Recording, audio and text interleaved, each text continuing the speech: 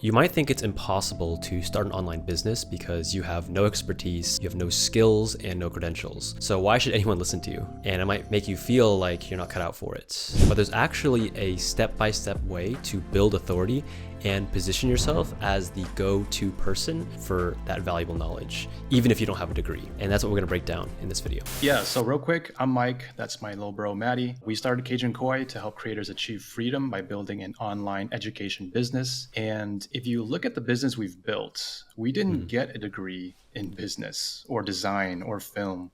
Our expertise actually comes from medicine. We both became doctors, and that's a very important point. That's an important point because you don't really need a degree in order to teach something online. At the end of the day, like what a business does is help somebody solve a problem, right? Then they will pay you money for it. If we look at that from that definition, this is why I think like educational creators or innovators, as we call them, are going to be so valuable in the future, is because people go onto the internet now to look up how to solve their problems.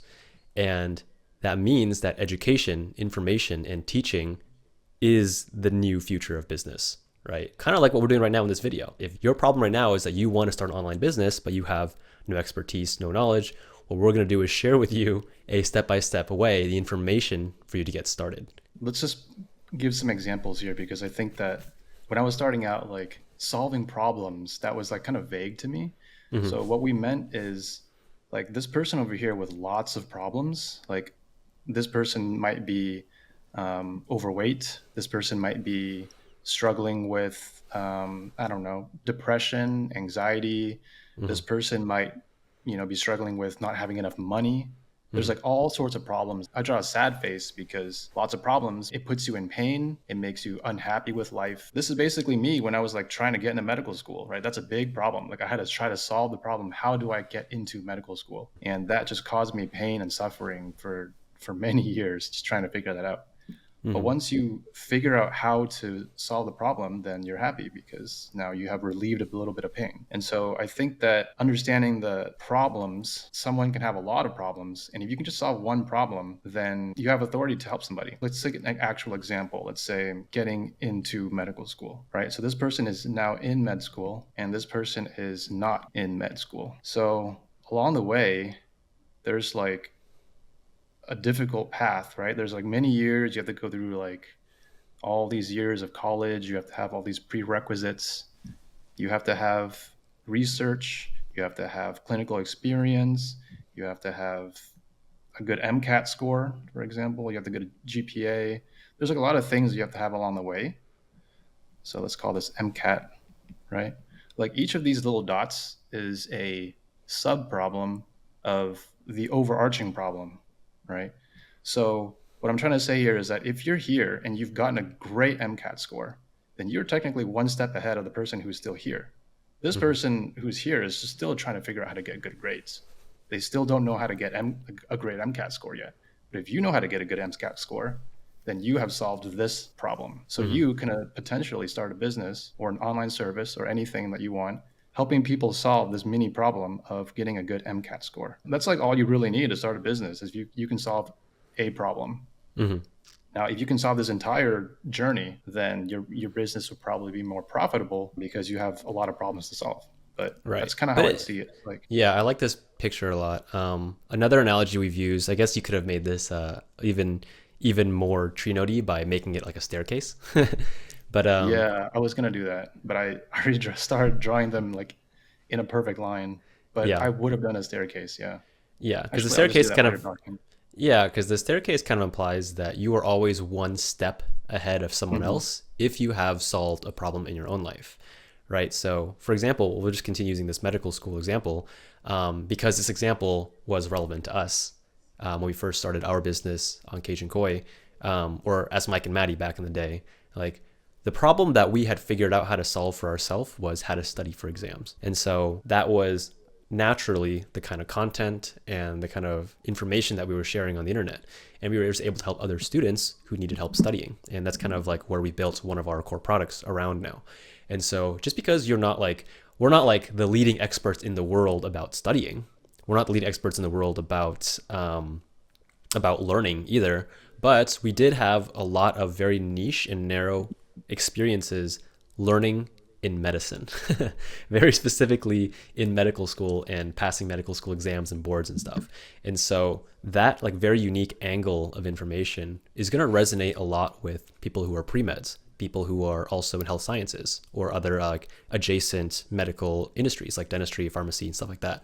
And so think about that for yourself in this staircase right here. It's like, where are you? What problems have you solved for yourself? And how can you help someone who hasn't solved that problem yet get to where you are? Pretty much where the idea for your first business or for the content that you make or for getting started with online education at all comes from. You don't have to be an expert to get started. You can actually build your business as you climb the ladder. And as you climb the ladder, you're going to broaden the audience that you have. More people will follow along your journey. They'll see that you've solved all these problems. And if you are an innovator, right, a leader, then people will be like, dang, I want to be like that guy. I want to learn, follow his footsteps, right? And they can unlock whatever transformation that you might have had for yourself, and then get paid in the process. So yeah, I like how you put all the captions, I guess, to describe what these smiley faces are. It's like the stage that this person is in along the entire medical journey. You could potentially think of the staircase as never ending. Like it doesn't there end, yeah. there could be an attending who like knows how to start a private practice, for example, and this attending has no idea how to do that. Right. Then this attending would then learn from the next one. There could be like down here, if you wanted to, like the pre-med could help someone get into college. Like it's just never ending. And then, Right. you know, you just think about like what stair step are you on, and then figure out how you can help the person behind you. Yeah, I think it's a really important point to mention that this is a never-ending staircase, because throughout life you're just going to like constantly solve new problems. Like that attending who has a private practice now is going to be like, how to start a private practice when you have a kid, how to start a private practice when you have two kids, how to start two private practices when you have two kids and you're in Mexico or something, right? And for the purposes of this video, for where you might be right now, you might be somewhere near the bottom, but you are never really at the very bottom. And let's just say, if you are at the very bottom, there still is a step-by-step way to start climbing that ladder. I like that you mentioned like starting a practice like in with kids in Mexico, etc. Even though the staircase looks like each of these faces are a different age, you can definitely help someone who is on the exact same step as you. Just identify like what have you, like maybe you're just better at studying, maybe you just spend less time studying, you're more efficient at studying than someone else on the same step. You can actually help the people on the same step as you. You don't have to go backwards and help pre-meds. You can potentially, if you're a med student who is just phenomenal at studying, you could potentially help an attending who is not that great at studying. So just think about like the staircase not as like restricted to like your age or like what part of the journey you're on, but just think about it like, how are you It's the problem. a step ahead in any part of life compared to anyone else? Yeah, and I think we mentioned this like at the beginning. Like if you do have expertise in somewhere, right? Like if you're a professional and you've been working as a doctor for years or engineer for years or like anything like that, then great, you already have a lot of expertise. And then the next step is to just package that and then start to share it and help other people get to where you were. But I think for this conversation, where we can steer it is, what if you don't have any expertise? What if you don't have any credentials? What if you didn't even go to college? Where can you start with this journey? I want to draw something else actually that kind of answers that question. Okay. And it is a framework that I saw a long time ago. So here you have a kid. How do I represent a kid? Let's give him like a little baseball cap. This is a kid. And then here you have, let's say this is an adult. And then this is like elderly, right? You're like senior citizen. Maybe this adult has like a tie, I guess. And then this guy has like a cane. So these are like the three stages of life. And the three resources that you have in life are money, time, and energy. Have you seen this? Have you seen this graph before? I don't know exactly. You could keep going. Yeah. So when you're young, like when you're a kid, you have a lot of time, you have a lot of energy, but you have no money. You're a student, you're college, you're broke, you have no money, so it's tiny. When you are when you're an adult, then now you do have money because you're working, you have a nice job, or you started a business or whatever. You're making money, you got skills, you got experience, but you have no time. You have energy. You still have energy. Now, if you're in a later stage, then you have accrued enough money, maybe you're able to retire, and oops, and now you have all the time in the world because you're retired, but you're old, so you have no energy. So as you progress through the stages of life, there is always a resource that is missing in your life at every which stage. You don't necessarily need to have expertise. You just need to identify what kind of value you can offer to other people. And this is just like a very first principle sort of thinking to approach figuring out what business you can do. Let's say you're really young, you're a teenager still, then you're in the phase of life where it's time to learn. So I think some of the best learning can happen when you just shadow or intern or work for someone else who has that expertise that you want. So let's say like this is me and I want to become a doctor. So I would go and shadow this doctor. I would offer my time, I offer my energy. I can go and be a scribe. I can do all the notes and do all the stuff for this doctor here because he has no time to do any of that stuff. And when I'm working under this doctor, that's when I get all the expertise from him. I get to see how how the doctor interacts with the patients. I get to see all the cases. This is often referred to as getting paid to learn, right? So everyone starts somewhere, and if you have no expertise at all, you can still create a business out of it somehow while you're learning. Yeah, I think that's a good strategy at first. If you don't have any skills, if you don't have any expertise, then working directly under someone who does have a lot of expertise would be probably the fastest way to start learning things. But it's also not restricted to that.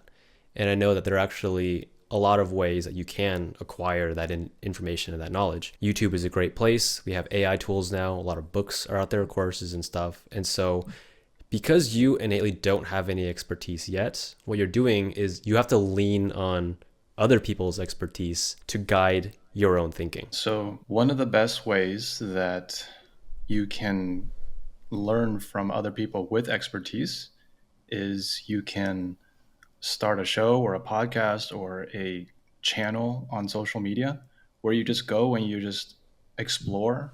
You just interview people who know what they're doing, and you kind of report back. Like you get information from an expert and you report back to your followers and say, hey, this is what I learned about XYZ topic. That's like a very easy way. You don't even have to leave your bedroom for that. You can just talk to people all over the world and report back on your expertise. Yeah, I wouldn't even say, I think to keep things as simple as possible, because we want to get this step by step, hopping directly into podcasting like we're doing right now, or like making videos, is a huge step. And I think that for a lot of people, it doesn't even have to, you don't have to jump straight to YouTube or something like that to start learning. I think this is a good point to talk about learning in general. Well, the only way that you're going to know if you started building credibility, or you know what you're talking about in terms of solving your problem, is if other people are getting value from the insights that you're sharing, right? Like you can go work for a doctor for like 2 years, but if you haven't actually tried to help someone else with that knowledge that you've gathered, then it doesn't really matter, right? And so that's why, like, while you're in this phase right now of getting skills and getting experience, you have to also share that information with other people and help them along the way. We're not saying that you have to like already start trying to get clients and make sales and stuff. I think that's actually like not what you should be thinking about at this stage. Right now, what you should be doing is just publicly documenting and sharing what you've learned online. An example of this is, I think we can use like a really, really famous example or person to like kind of paint the picture. Someone like Chris Williamson, who's like a really famous podcaster right now, or Joe Rogan, also a famous podcaster. They're actually not like experts. Well, maybe Joe Rogan's like he's a comedian, so maybe he's an expert in comedy, but like the podcast that he actually does, like he's not an expert in any of the topics of the guests that he brings on. He's just like inviting on these experts and having them talk about what they want to. And in that process, he is building his authority as a place where people go to hear interesting conversations and learn cool stuff. Same thing with Chris Williamson. He's not an expert in any like specific area of mastery or self-improvement, but everyone that he brings on is such an expert that he is now known as the person, as the hub to learn that information. And so obviously you don't have to like have the network of them to like contact, like Andrew Hubermans or Ali Abdals and stuff like that. You can simply just like read about them and just create content doing a case study about them, or share what you learned from this book that you read about someone else. But you have to start sharing that publicly because you want to get feedback from people if your message and if the way that you're teaching it actually clicks.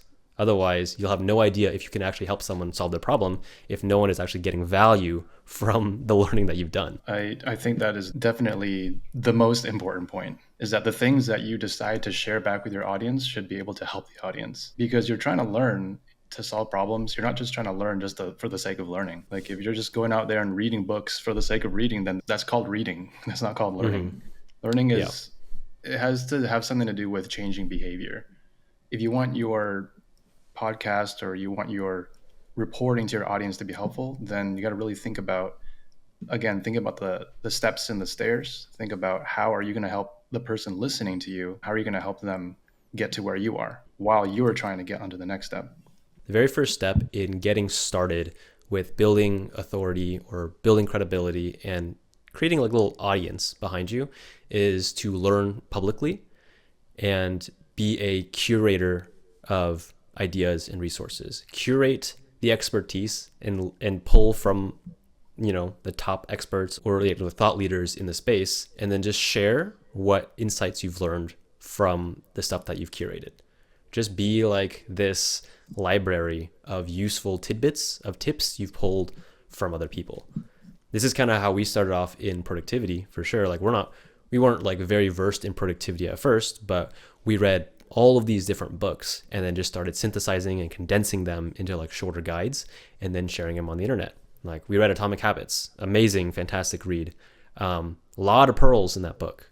And so what do? We just condensed those pearls and created different content about them. Same thing with books like Getting Things Done. Same thing, books like Make It Stick. It's like at this stage, you don't have to be an expert. You just have to kind of report back and curate all the best ideas that you can find and then share that and see if other people will relate to those ideas and then say like, okay, this guy kind of knows what he's talking about. And in the process, you are learning, right? The whole point of this first step is to just learn as much as possible so that you're more equipped to solve problems. And so when sharing what you've learned, there are obviously a few ways to do it.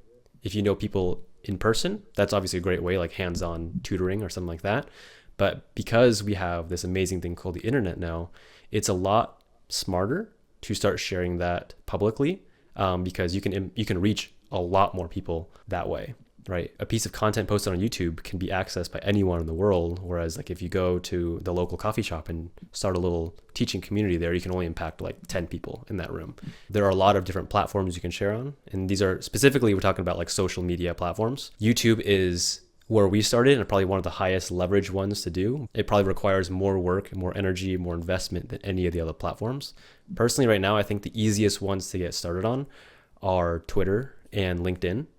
Mainly because these are like primarily text-based platforms, and it's a lot easier to share ideas if you just write them, right? You don't have to worry about photos, you don't have to worry about video, you don't have to worry about like stories or anything like that. So writing, it's a lot easier to just share your ideas that way. But I would encourage you guys to think about like what ways do you like consuming content and what platform do you want to gravitate towards. I don't really encourage TikTok just because it isn't really like a place where people go to learn things. Yeah, I was going to say like for educational creators. TikTok's probably a great platform for musicians and comedians and stuff like that. But yeah, we're talking about if you want to teach something and build a business, then you need to deliver valuable information that's easily consumed. And these platforms here are probably the best places to start. What about newsletters? Newsletters is great too. I think newsletter is almost like a separate platform. Like in order to get people onto your newsletter, you have to promote it somehow. So you still need a social media platform as like the highest top of funnel that you go, right? And so now that you got to this part where like you're sharing your ideas publicly, that is how you're going to get feedback on what's on all of that stuff that you've learned. And with that feedback, you can determine, okay, am I on the right path here, or do I need to curate different ideas? A lot of times at the beginning stages of this, like the audience or like the people that you attract are going to determine whether or not you should move in one direction or another. You often don't get to choose like what you get known for. I think it just depends on like how valuable that information is that's shared. For example, like us on YouTube, we started picking up traction for learning and studying, even though that was just like not the only type of content that we were making at the time. I think we were also doing like medical vlogs and like other health topics and stuff, but it just seemed like the study stuff was what resonated the most. And so we just decided to go a little bit deeper on that and help people solve that problem because it sounded like more people needed that help from our specific lens. And so the only way you're going to know what that is, though, is when you start sharing content. Yeah, I would add that sharing content is incredibly important because it is your proof of work. Like later on down the line, when you start to eventually grow out your business, people are going to check to see like, should I really listen to this person? So they're going to go back into your history and they're going to look at all the stuff that you have posted in the past. Mm-hmm. And they're going to see, oh, this person has spent years learning about this topic. Mm-hmm. So this person has proof that this is your public portfolio, as we like to call it. So the more content you post about topics shows that you're learning in public and that it's your public portfolio. Mm-hmm. It is like it is almost like a replacement for getting a degree. You know, like if you go to school and you get a degree in biology, the only way that people are going to know that you have training in biology is if you actually graduate and you have that degree and you can put it on your resume or your CV. But if you don't graduate and get a biology degree, but you start posting tons of stuff about biology online, then that's your public portfolio right there. People can automatically just go to your page and they'll see, hey, this person is very interested in biology. And that is another way to show that you know what you're talking about. Yeah, I would even argue that's a way better way to showcase it. It's faster, yeah. It's faster, but also it's more like convincing, you know? It's more convincing, like, yeah. I would agree. Sure, like I have a biology degree from college too, but that does not mean that I'm equipped with up-to-date biology knowledge at this point. Yeah. And no one can like even know what kind of biology do I know? Like how strong is my understanding? Do I even know how to package it or like what resources have I consumed about it? But if you make content about biology, even if you're not a biology major, it's a lot easier for someone who's like stumbling upon looking up biology stuff that you know what you're talking about and specifically what content areas of research you've actually implemented. So your public your / portfolio that we're talking about here, or like your social media, your free content, that is how you start to build this authority and this credibility. Because people, like you said, over time, as you get better and better at it, and you start learning more and more, people will be able to see that whole transformation, that whole journey, right? They get to see like, oh, last year, this is how you thought about biology. This year, your perspective about things have changed because you've learned more and you've developed a deeper level of expertise. Whereas in college, it's like after 4 years, you get one piece of paper that says you've learned biology, but they have no idea. Someone like looking at that has no idea what that means or how valuable that is, versus someone who's been sharing this stuff publicly. I mean, we can get into a whole thing about this, but having a degree means you're good at passing exams. Yeah. And you're good at passing classes. But it doesn't prove that you're good at applying the knowledge that you've gathered.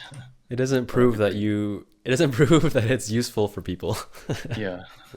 It doesn't prove that you can solve a problem with it. And that's the whole point of building a business, is to solve problems. And so the last step of this now that you've curated these ideas, you've picked a platform to start building your public portfolio, is now you have to create content. So content creation is something that's one we love doing, because creating content, I think historically has a reputation of like making like dance videos or I don't know, vlogs and stuff like that. How would you describe what content is? I know what you're saying, because many years ago when people said like, oh, I'm a content creator, the first thing that pops into my head is Mr. Beast and the like you said, vloggers, Casey Neistat. I was like a content creator to me.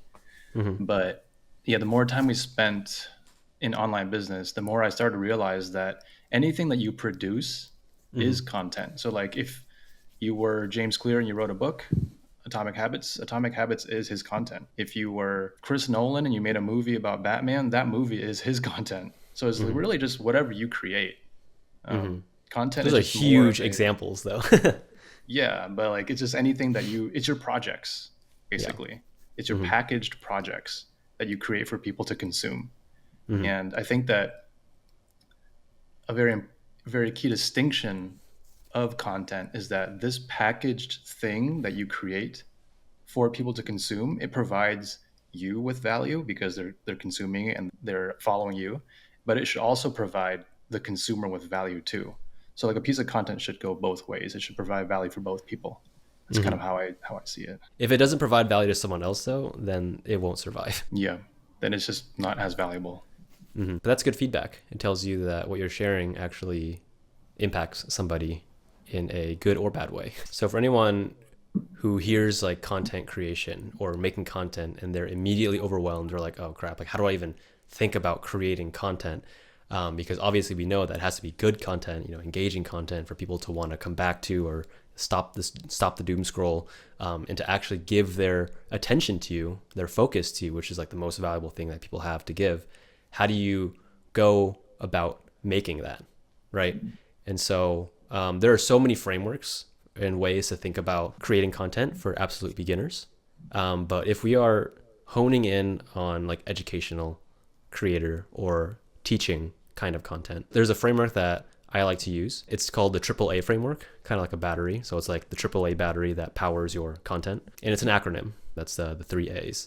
And so when you think about creating content, because we're teaching people, you want to think about anecdotes, aspirations, and analytics. And so anecdotes means your personal stories, right? An anecdote is a story that you can tell. So what have you done to solve this problem? Aspirations would be people that you look up to or other experts in the field, right? Because we're curating ideas.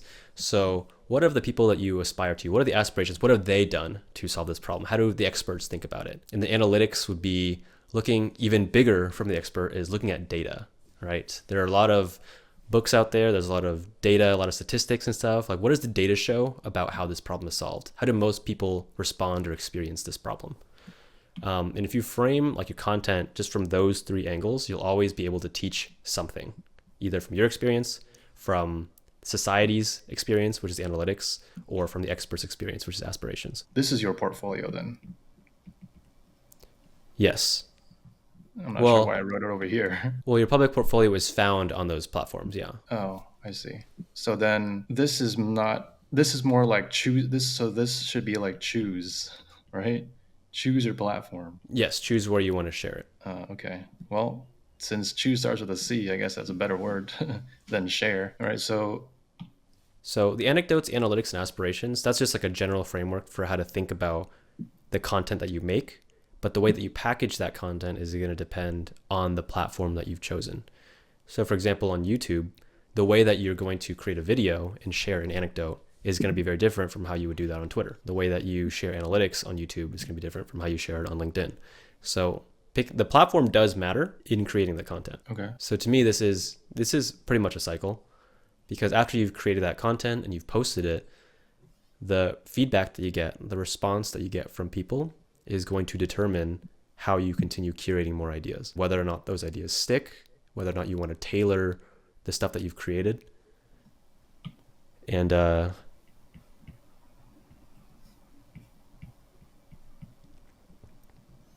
iterate. Just trying to keep it with the C's, you know? Yeah, so there's a little cycle here. And then if you just keep churning through this cycle over and over and over, you're going to get really, really good at that problem that you're solving. If you consume every single productivity book, if you share all that stuff on your portfolio as great content, your content gets better every single time you do it, because obviously you have to practice making better content, then over time, let's say you did this for 6 months, 7 months, a year, let's just say a year, because like that's how long I think you have to at least commit to like this to start seeing any kind of progress. You'll have moved up further in that ladder to start building your authority. And so this cycle here is just what creators do, entrepreneurs do, educators do, to always stay ahead of their students. And I will add that it's very important to just start now. instead of stockpiling content. So what I mean is, I know a few people who, like, I guess the term is like they've been creating in the closet, like especially with musicians or people who like create like pieces of artwork. They're like they have like, oh, I have like 100 pieces of, I have like 100 beats, or I have like 100 pieces of artwork that I want to start posting. Sometimes they just have analysis paralysis because they have like they put so much work into building like 100 pieces that now they're trying to think about tactics and strategies, like how do I best post to get more views and stuff like that. It's almost like a disadvantage to like make so many pieces of content without getting this very important feedback. So like a person who has never made anything before and they just start posting, they have the ability to iterate every single time. They put a piece of content out, they'll get a reaction from the audience, and then based on that feedback, they can learn how to improve their work to make it better. Whereas a person who has made 100 in a row without getting any feedback between any of those 100 pieces of content, it's debatable whether that content actually got better or that Right. content actually started to mold to fit into an audience. If that makes any sense. It's okay that you don't have to like batch create and like churn out a bunch of content. Just start posting now. Just start now so that you can get the feedback, because the feedback is extremely important. Yeah, we can talk about scaling and creating a content engine further down the line, but I think at this stage, for anyone who's just getting their feet wet into this and just seeing if becoming an online educator like this is even something that you want, like you'll quickly learn if this path of doing this is right for you or not. You will learn quickly, like if you like creating content, if you like sharing these ideas publicly or not.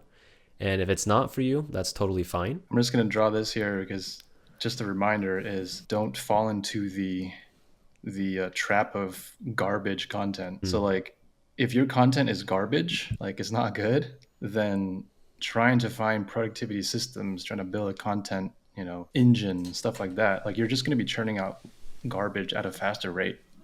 So don't worry about automating yourself yet until you've gotten started first and Right. started to Yeah. at least improve. A lot of people start having this idea of like money in mind, where the actual reward is, I'm trying to draw a crank here.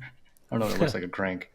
The reward is just to keep cranking this C cycle over and over and over, because the enjoyment comes from cranking this engine, and then money will just be a byproduct. Like if you enjoy it, then you're going to do it for a long time and you're not going to want to stop. And as you're doing it, money will just happen if you do it consistently and passionately. This is pretty much the step by step that I would recommend to anyone who is starting from zero, interested in developing some kind of authority on the internet so that they can position themselves and their creator business in a way that attracts people and showcases that you can solve certain problems. If you're thinking about this as like a means to an end, it's like, oh, at what point do I stop making content?